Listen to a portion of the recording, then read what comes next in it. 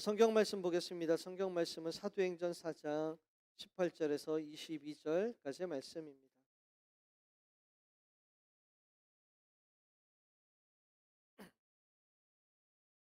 사도행전 4장 18절에서 22절까지의 말씀입니다.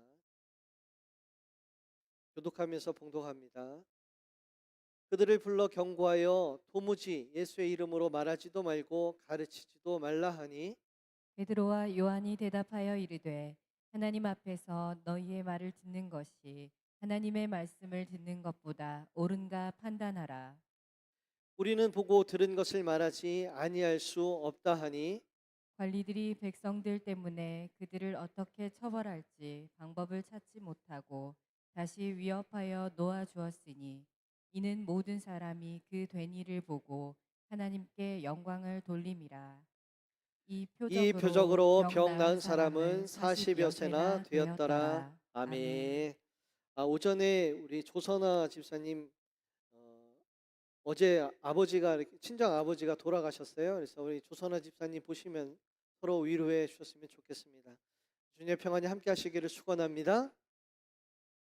성도는 이른바 거듭난 사람들, 그러니까 풀어서 말하면 다시 태어난 사람들을 성도라고 그렇게 말을 합니다.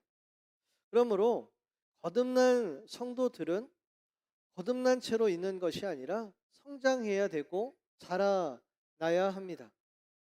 주님은 우리가 자라나기를 기대하시면서 성경 곳곳에 네가 자라나라 성장해라 라고 하시는 주님의 기대를 품고 있는 말씀들을 우리들에게 많이 주셨어요. 오늘 말씀 나누기 전에 성장하라 라고 하는 성경 구절 중에 몇 구절을 먼저 말씀을 읽고 나누도록 하겠습니다. 에베소서 4장 15절의 말씀입니다. 같이 읽겠습니다. 시작. 오직 사랑 안에서 참된 것을 하여 범사에 그에게까지 자랄지라. 그는 머리니 곧 그리스도라. 디모데전서 4장 15절의 말씀입니다. 시작. 이 모든 일에 전심전력하여 너의 성숙함을 모든 사람에게 나타나게 하라. 베드로 후서 3장 18절의 말씀입니다. 시작.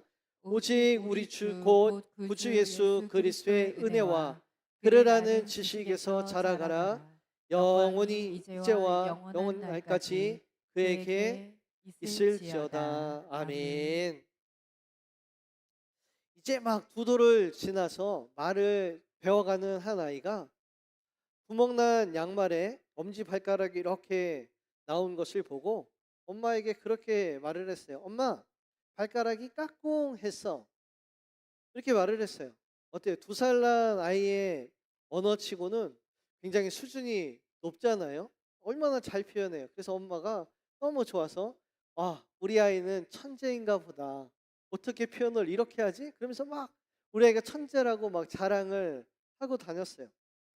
그런데요, 이 아이가 20살이 되어서 엄마 발가락이 까꿍, 별로 놀라지도 않아요. 20살이 엄마 발가락이 까꿍 그러면 엄마가 그래도 다니면서 우리 아들이 천재예요 그렇게 말을 할까요? 똑같은 말인데 아니잖아요. 자라나면 그만큼 언어 구사 능력도 생각하는 생각도 그리고 마음도 자라나야 합니다. 그게 정상이죠. 신앙도 마찬가지예요. 우리가 거듭나서 주님을 막 믿게 되었을 때나 5년이 지난 후에나 또 10년이 지난 뒤에나 그 모습 그대로 주님 앞에 서 있다면 아무런 성장 없이 처음 그 믿음 그대로 서 있다면 우리 아버지가 되시는 하나님은 참 기가 막힐 거예요. 성경에서는 우리에게 자라야 된다, 성장해야 된다고 말씀하고 있는데 이 이야기는 다시 말해서 지금 우리가 온전하다는 이야기에 온전하지 못하다는 이야기예요. 아직 온전하지 못하다. 그런데 곰곰이 생각을 해보면요, 우리가 성장해야 된다라는 이 명령 속에는요, 정말로 큰 은혜가 있습니다. 여러 가지 의미가 있겠지만 우리가 성장해야 되고 아직 성장 중에 있다라는 이 말은 지금 우리가 온전하지 못해도 부끄러워할 필요도, 낙심할 필요도, 실망할 필요도 없다라는 것을 의미합니다. 오히려 우리에게 더 성장할 기회가 있고 우리가 지금보다 더 나아질 여지가 있어서 행복한 말씀인 것 같아요. 아주 오랫동안 토요일 저녁에 시청률을 독차지했던 버라이어티 쇼 무한도전, 여러분들 다 기억하시죠? 저는 그것을 처음부터 시청을 했던 아주 독실한 애청자였습니다. 처음에 무한도전이라고 시작을 안 하고요, 무모한 도전이라고 시작을 했죠. 정말 하는 거 보면 무모한 도전들을 해요. 소랑 막 줄다리기를 한다거나 아니면 이제 역에서 출발한 기차랑 막 달리기를 한다거나 자동 세차기랑 그 시간 동안 누가 더 깨끗하게 청소를 하는가라는 그런 도전들을 합니다. 아무튼 말도 안 되는 도전들을 하죠. 근데 그렇게 도전을 하다가 누군가가 실패를 하면 그 멤버들이 모여서 꼭 하는 말이 있어요. 뭐라고 말을 하냐면 이 사람은 에이스가 아닙니다. 그렇게 말을 해요. 이 사람은 제일 잘하는 사람이 아니기 때문에 더 잘하는 사람이 또 도전할 수 있다라는 이야기죠. 지금보다 더 나은 결과를 낼 수 있다라는 이야기예요. 우리의 도전도 마찬가지입니다. 지금 우리는 아직 에이스가 아닙니다. 지금 우리는 우리의 최고가 아니에요. 우리는 여전히 성장할 수 있고, 그래서 지금은 실패했지만 다음에는 성공할 수 있는 기회가 있습니다. 지금은 죄의 유혹에 넘어갈 수도 있고, 지금은 조그만 일에 화를 낼 수도 있고, 지금은 낙심해서 울 수도 있지만, 우리가 주님의 은혜로 더 성장한 후에는 지금보다는 더 잘할 수 있는, 우리가 지금보다도 더 나아질 수 있는 기회가 우리들에게 있습니다. 우리가 성장 중에 있다라는 것은요, 또한 우리가 살아있다라는 증거가 되기도 합니다. 제가 오래전에 캄보디아 선교를 갔다가 이상한 나무를 하나 보았어요. 왜 이상하냐면 그 나무가 딱 봤을 때 죽은 나무처럼 보였어요. 그냥 죽어 있는 나무처럼 보였습니다. 그런데 그 죽은 나무를 이렇게 울타리를 쳐놓고 그 나무를 보호하는 거죠. 그래서 제가 친구 선교사님한테 물었어요. 아니, 저 나무 분명히 죽은 것 같은데 왜 저렇게 보호하고 있지? 저 나무 죽은 거 아니야? 그렇게 물어봤더니 제 친구 선교사가 대답하기를 그 나무가 죽지 않았다라는 거예요. 아니, 내가 보기에는 죽은 것 같은데 어떻게 저 나무가 죽지 않은 걸 알지? 그렇게 물어봤더니 그 친구 선교사가 말하기를 그 나무가 아주 조금씩 자란다는 거예요. 아주 조금씩 성장한다는 거예요. 그래서 그 자라는 걸 보고 이 나무가 살았다라는 것을 안다는 거죠. 죽어 있는 것은요, 성장하지 않습니다. 살아있는 생명은 반드시 성장합니다. 우리가 어제도 오늘도 내일도 똑같다면 우리 안에 생명력이 없는 거예요. 우리가 눈에 띄지 않지만, 눈에 막 띄지는 않지만 조금씩이라도 자라고 있다면 여러분, 우리 안에 아직도 생명력이 있다라는 증거입니다. 주님의 말씀의 토양 위에서 조금씩이라도 자라남을 통해서 내가 살아있다라는 것을 증명해낼 수 있는 우리 성도들이 다 되시기를 축복합니다. 오래전에 성경에서 성장한 사람, 좀 많이 자란 사람이 누가 있나 이렇게 성경을 뒤적뒤적 이렇게 구약부터 이렇게 보다가 본문의 말씀을 보게 되었어요. 베드로라는 인물이 며칠 전 한 50일 전, 이때와 너무나 다른 모습이 되어 있는 거죠. 그를 수제자로 삼으시고 천국의 열쇠를 그에게 맡겼지만 베드로는 금세 예수님에게 못 믿어온 모습들을 많이 보여왔어요.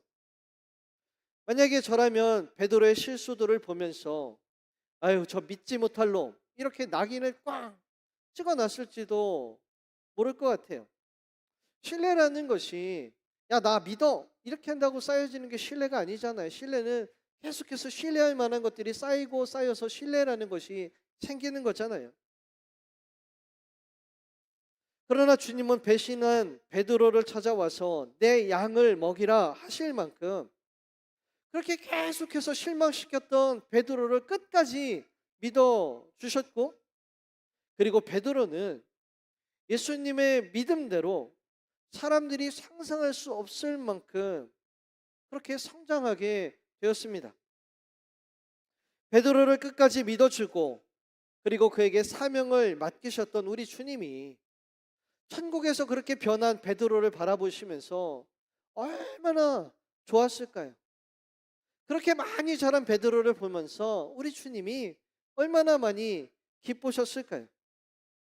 지금 우리들의 모습이 못 믿어온 모습인 것은 나 자신이 봐도 그런 것 같아요. 그러나 나는 나를 못 믿어도 우리 주님은 우리를 끝까지 믿어주고 있습니다. 지금의 내가 아니라 더욱더 성장한 모습으로, 온전한 모습으로 주님을 만날 때 주님이 착하고 충성된 종아 그렇게 말해줄 수 있는 저와 여러분들이 다 되시기를 우리 주님의 이름으로 축복합니다. 본문을 보게 되면 베드로는 태어나면서부터 걷지 못하는 사람을 예수님의 이름으로 고쳐 주었고 부활의 예수님을 증거했다라는 제목으로 사내들인 공회에서 재판을 받게 되었어요. 관리들과 장로들이 모여서 베드로를 정죄하면서 다시는 예수님의 이름을 말하지도 말고 예수님의 이름을 증거하지도 말고 예수님의 가르침을 가르치지도 말라고 위협을 하면서 경고를 했어요. 너 다시 예수님을 가르치면 예수님을 증거하면 너 죽여버릴 거야. 이때 베드로는 무엇이라고 대답을 합니까? 내가 하나님 앞에서 당신들의 말을 듣는 것이 하나님의 말씀을 듣는 것보다 옳은가요? 내가 당신들의 말을 들어야 됩니까? 아니면 하나님의 말을 들어야 합니까? 내가 하나님을 두려워해야 합니까? 아니면 당신들을 두려워해야 합니까? 내가 하나님의 말씀에 순종해야 합니까? 아니면 당신들의 말에 순종해야 합니까? 예수님이 잡히시던 밤, 다른 제자들이 다 예수님을 버리고 도망을 갔어요. 그래도 베드로는 인간적인 의리 때문에 예수님이 사내들인 공회까지 잡혀가는 거기까지 예수님의 잡혀가시는 뒤를 쫓아왔습니다. 그러나 누군가가 너도 예수님을 따라다니던 사람들 중에 한 명이 아니냐 하니까 베드로가 뭐라고 대답을 하냐면요, 나는 예수님을 모른다라고 대답을 해요. 마태복음과 마가복음을 읽어보면요, 그냥 나는 예수님을 모른다 이렇게 대답하지도 않고요, 예수님을 저주하며 모른다고 했다, 부인했다라고 성경은 말하고 있어요. 저주했다라는 말은 뭐냐면요, 쌍욕을 했다는 이야기예요. 예수님을 모른다고 하는데 쌍욕을 하면서 예수님을 부인한 거예요. 그런데 이번에는 달라요. 걷지 못했지만 구원함을 받은 이를 가리키며 자신이 저주하며 부인했던 예수님의 이름을 다시 언급합니다.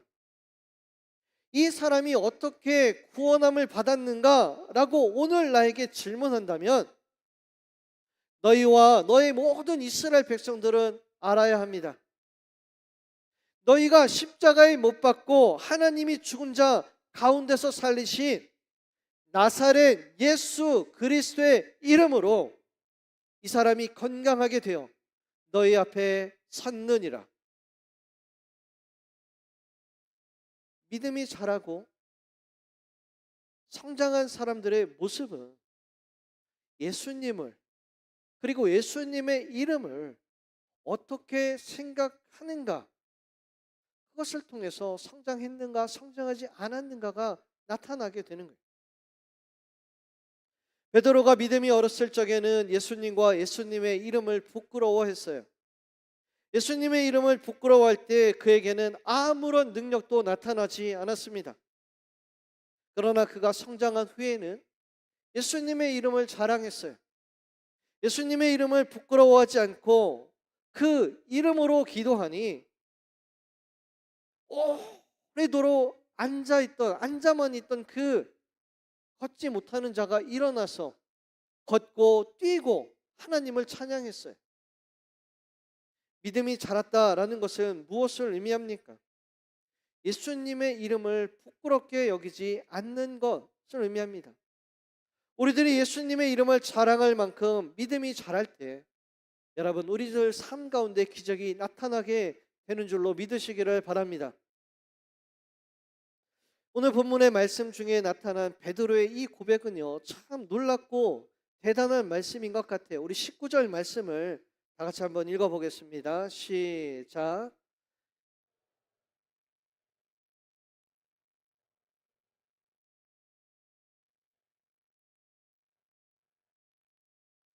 베드로가 뭐라고 이야기를 하냐면요, 너의 말을 듣는 것보다 하나님의 말을 듣는 게 옳다라고 그렇게 말을 했어요. 자, 그러면은요, 여러분, 며칠 전 베드로가요, 예수님을 저주하면서 부인할 때는 하나님의 말씀을 듣는 것보다 저 사람들의 말을 듣는 것이 더 옳다라고 생각을 했을까요? 며칠 전 예수님을 부인할 때는 베드로가 하나님보다 저 사람들을 더 무서워해야 된다라고 생각을 했나요? 저는 아니라고 생각을 해요. 베드로는요, 그때나 지금이나 똑같은 생각을 가지고 있었을 거예요. 하나님을 더 두려워해야 되고, 하나님의 말씀을 더 들어야 되고, 하나님의 말씀에 더 순종해야 되고, 그렇게 같은 생각을 했을 거예요. 우리들도 마찬가지예요. 우리가 하나님의 말씀보다 세상의 이야기를 더 중요하게 생각하고, 하나님보다 세상을 더 두려워하고, 하나님보다 세상의 일들을 더 중요하게 여기는 지금 이 순간에도 베드로가 지금 19절에서 말하는 그 이야기, 하나님의 말씀이 더 옳지 않습니까? 라는 이야기에 여러분들 동의하고 있잖아요. 믿음이 어린 시절 세상을 두려워하던 베드로와 지금 하나님만 두려워하는 베드로, 이 사이에 달라진 게 도대체 무엇인가? 생각이 달라졌나요? 그것은요, 지금 베드로가 하나님을 지금 우리와 함께 하시는 그 하나님을 인격적으로 깨닫고 있다라는 거예요. 사람이 어렸을 때에는요, 자기의 감정만 중요합니다. 다른 사람, 심지어 부모가 어떻게 생각하고 어떻게 느끼는지 잘 모를 뿐 아니라 부모가 어떤 심정을 가지고 있는지 알려고도 하지 않아요. 만약에 5살 난 아이가 내가 막 힘들어하고 아이 때문에 내가 마음 쓰고 있는데 아이가 와서 그렇게 말을 해요. 아빠, 엄마, 저 때문에 참 심려가 크시지요. 5살 난 아이가 그렇게 말한다면 여러분, 감동해요, 안 감동해요? 감동하죠. 5살 난 아이가 내 마음을 알아주는데. 그렇잖아요. 성인들에게는 아무것도 아닌데 성인들은 알잖아요. 여러분들, 우리 부모가 나 때문에 얼마나 고통받았고 나 때문에 얼마나 힘들었는지 지금 잘 알잖아요. 그런데 5살 난 아이는 그걸 몰라요. 어린아이일수록 그래서 관계 능력도 부족합니다. 어른이 되어가면서 우리는요, 부모와 그리고 다른 사람들의 생각을 이해하고 그리고 그 감정을 이해하죠. 그래서 때로는 저 사람들이 싫어하는 걸 조심하기도 하고 또 그 사람이 안 된 일을 당했을 때는 불쌍히 여기기도 해요. 사람을 인격적으로 느끼고 깨닫게 되는 거죠. 하나님에 대해서도 마찬가지입니다. 우리가 믿음이 자라지 못하고 어린 신앙을 가질 때는요, 하나님이 지금 우리와 함께 하시고 지금 우리와 말씀하시고 우리를 인도하시고 그래도 그 순간에 매 순간 깨닫지 못하고 살아가는 거예요. 인지 능력이 없어요. 그러니까 감히 하나님을 속일 생각도 하고 또 때로는 감히 하나님을 속이려는 시도도 하잖아요. 그러나 믿음이 자라고 성장하게 되면 베드로처럼 눈에 보이는 사람에게 집중하고 마음을 쓰는 것이 아니라 지금 시선이 하나님에게 가 있는, 우리와 늘 매 순간 동행하시는 하나님을 두려워하기도 하고 하나님의 말씀이 무엇인가 분별하려고도 하고 하나님께서 나에게 무엇을 원하시는가 고민도 해보고, 이런 것을 호람되오 하나님의 임재 앞에서 살아간다라고 말을 하죠. 베드로가 예수님을 부인할 때 아마도 하나님을 인격적으로 깨닫지 못했을 거예요. 지금 그 순간 위기를 모면할 생각만 하는 거죠. 그러나 지금 그 전에 두려워하던 장로들과 관리들 앞에서 감히 나는 당신들의 말이 아니라 하나님의 말씀만 듣겠소 라고 말하는 베드로의 마음속에는 하나님이 함께 하시고 지금 하나님이 무엇을 원하시는지 그것에 대한 인격적인 교제가 이루어지고 있는 거예요. 그는 지금 하나님의 임재 앞에서 살아가는 사람이 되었습니다. 사랑하는 성도 여러분, 우리가 자라고 성장하려면 매 순간 함께 하시는 하나님을 인격적으로 깨달을 수 있을 때 우리가 성장할 수 있어요. 우리가 온전한 믿음을 가지기 원한다면 나와 함께 하시는 하나님, 나의 삶을 인도하시는 하나님, 나의 기도를 들으시는 하나님, 그 하나님을 날마다 고백하며 살아갈 수 있는 저와 여러분들이 다 되시기를 바랍니다. 마지막으로 베드로가 하나님을 매 순간 깨달을 정도로 성장한 이유가 있어요. 사도행전 4장 8절 말씀을 우리 다 같이 읽어보겠습니다. 시작.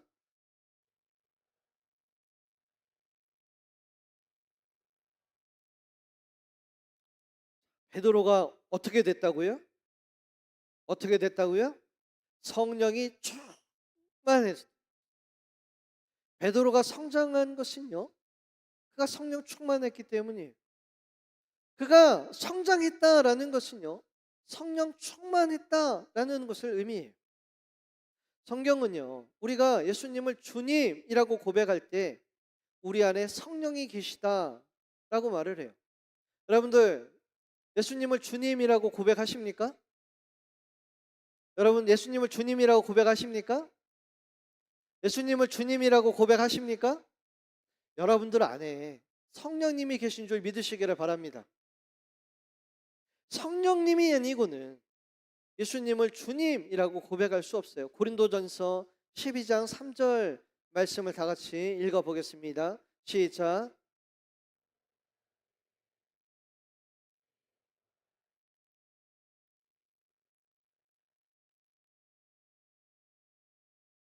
성령으로 아니하고는 누구든지 예수를 주시라 할 수 없느니라. 여러분들이 예수님을 주님이라고 고백한 건 누가 해준 거예요? 성령님이 해준 거예요. 그러니까 여러분들 안에요, 예수님을 주님이라고 고백한 여러분들 안에 성령님이 분명히 계십니다. 그리고 성령님이 우리 안에 계신다라는 것은요, 다른 말로 우리가 살아있다라는 것을 의미합니다. 또 다시 말해서 성령님이 우리 안에 계실 때 우리는 살아있고, 그래서 살아있는 우리들은 예수님을 주님이라고 고백한 그 순간, 거듭난 그 순간부터 자라나기 시작합니다. 거듭난 우리 안에는 성령님이 오시고 그리고 그 순간부터 우리는 자라나기 시작해요. 그러나 온전하지 못해서 아직 어린 믿음이라서 여전히 실패하고 여전히 낙심하고 여전히 흔들리고 그리고 여전히 주님을 배신합니다. 누구처럼? 베드로처럼. 그래서 우리는요, 성령 충만하기를 기도해야 돼요. 베드로가 성장했다라는 것은, 베드로가 온전해졌다라는 것은 그가 성령 충만해졌다라는 것을 의미합니다. 성령 충만할 때 내가 사는 것이 아니라 내 안에 예수 그리스도가 살 때 우리는 온전해질 수 있고, 성령 충만할 때 우리는 담대할 수 있고, 성령 충만할 때 예수를 자랑할 수 있고, 성령 충만할 때 주님께서 약속하신 대로 주님 안에서 못할 일이 없는 그런 사람이 되는 거예요. 늘 말만 앞세우며 쉽게 배신하고 무식하던 베드로 안에 성령 충만하니 그를 해치려고 하는 장로들과 관리들도 놀랄 만큼 온전해지고 성장했어요. 믿음이 적어서 물속에 빠져가던 베드로는 못 걷는 자에게 예수 그리스도의 이름으로 명하노니 일어나서 걸어라 라고 선포할 수 있을 만큼 큰 믿음을 가지게 되었습니다. 여러분, 우리 안에 성령 충만하면 불완전한 우리의 모습이 완전하게 되는 줄로 믿습니다. 이제 금요일 17일부터 오전 10시부터 부흥성회를 시작을 해요. 저는요, 부흥성회에 그냥 참석하는 것, 여기에 의의를 두는 것이 아니라 와서 여러분들이 은혜 받고 돌아갔으면 좋겠어요. 그리고 누가 은혜를 받고 누가 성령 충만하게 되느냐 하면은요, 우리 예수님도 너희는 기다려라 그렇게 말씀하셨잖아요. 기대하고 소망하고 그리고 기다리고 그리고 기도하는 사람, 그 사람이 성령 충만하게 되고 능력의 사람으로 변화되는 줄로 믿습니다. 사랑하는 성도 여러분, 은혜 받기를 더욱더 사모하는 성도들이 되시기를 바랍니다. 내가 더욱더 자라나기를 힘써 기도하는 성도들이 되시기를 바랍니다. 그냥 성령님이 내 안에 계시는 게 아니라 성령님이 내 안에서 주인이 되어주시기를, 성령 충만하시기를 그렇게 간절히 사모하는 성도들이 되시기를 바랍니다. 그래서 주님이 우리를 보시면서 야, 너 어제보다 더 오늘보다 내일이 참 좋구나 그렇게 말해주는 우리 복된 성도들이 다 되시기를 우리 주님의 이름으로 축원합니다. 기도하겠습니다. 은혜와 사랑이 많으신 하나님 아버지, 오늘 우리가 믿음이 자라기 위해서 이 자리를 찾았습니다. 성령이 충만하기를 바라서 이 자리를 찾았습니다.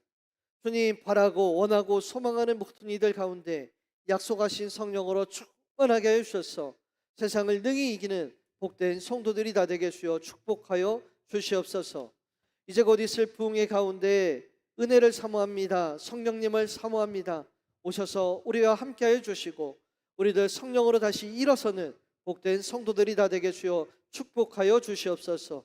예수님의 이름으로 기도합니다. 아멘. 이 시간 자리에 일어나셔서 함께 결단하며 찬양하겠습니다.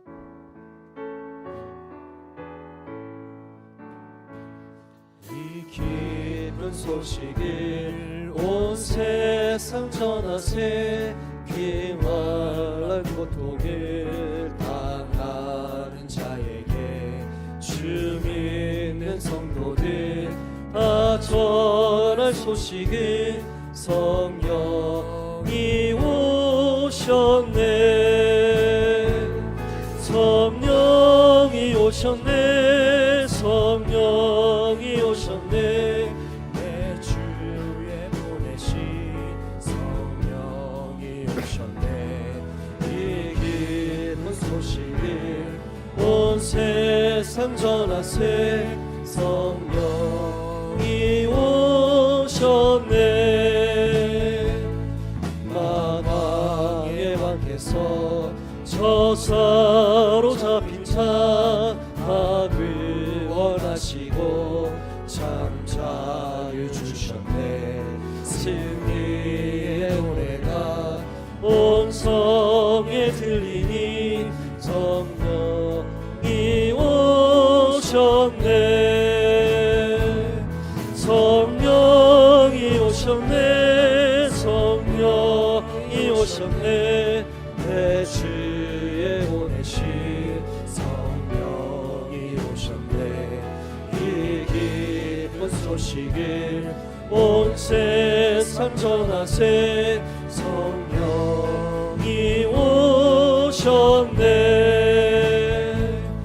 한없는 사랑과 그 크신 은혜를 늘 의식하면서 안 믿는 자에게 내 작은 힘으로 멋진 거리니 성령이 오셨네.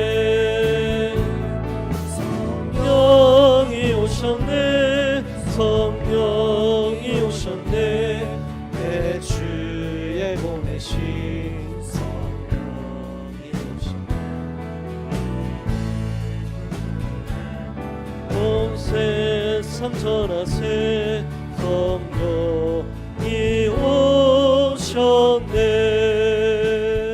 오늘 주신 말씀 기억하면서 베드로와 같이 성령 충만함을 입어 하나님께서 맡기신 일을 잘 감당할 수 있는 내가 될 수 있도록, 또 성령 충만함을 입어 정체된 믿음이 아니라 성장하는 믿음을 소유하는 우리 가정, 직장, 교회 될 수 있도록 특별히 이번 주에 있을 또 부흥회를 위해서 우리 통성으로 기도하며 나아가겠습니다. 함께 기도합시다. 주님 아버지, 감사합니다. 아버지여 믿음이 약하고 살아나기를 부족한 성령 원합니다. 충만함을 입어 아버지 하나님께서 성령 맡기신 일을 충만하기를 잘 원합니다. 감당할 수 있도록 아버지 우리의 내 삶의 은혜를 모든 것을 주옵소서.